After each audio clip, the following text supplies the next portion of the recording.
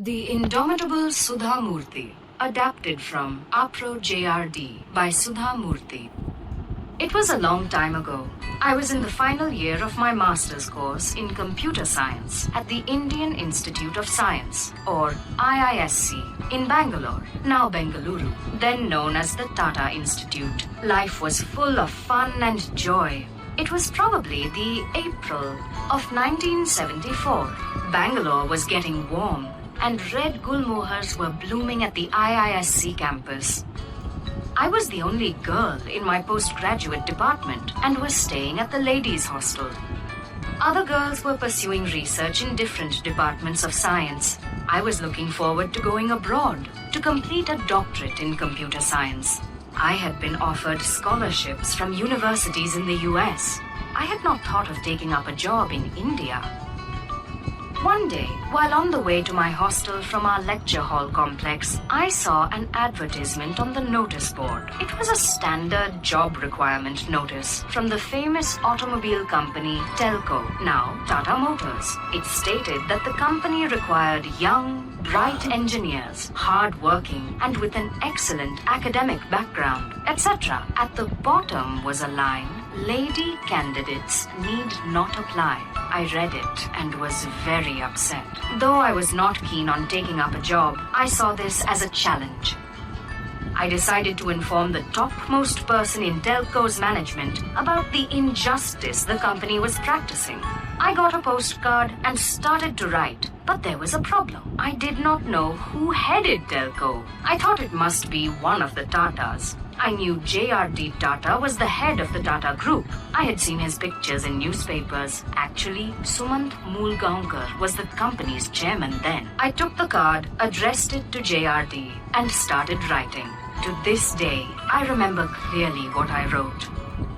The great Tatas have always been pioneers. They are the people who started the basic infrastructure industries in India, such as iron and steel, chemicals, textiles, and locomotives. They have cared for higher education in India since 1900, and they were responsible for the establishment of the Indian Institute of Science. Fortunately, I study there, but I am surprised how a company such as Telco is discriminating on the basis of gender.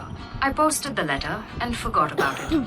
Less than 10 days later, I received a telegram stating that I had to appear for an interview at Telco's Pune facility at the company's expense. I was taken aback by the telegram. As directed, I went to Telco's Pimpri office for the interview.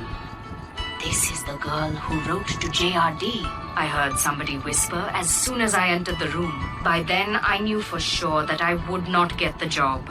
That realization abolished all fears from my mind, so I was rather cool while the interview was being conducted.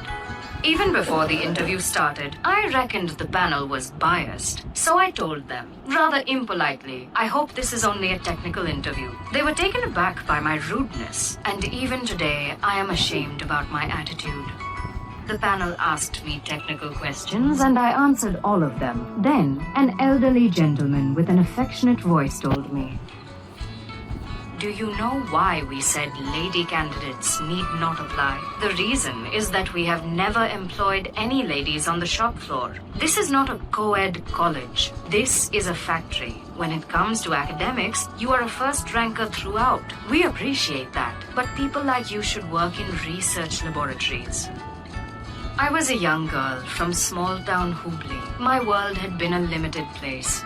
I did not know the ways of large corporate houses and their difficulties, so I answered, "But you must start somewhere.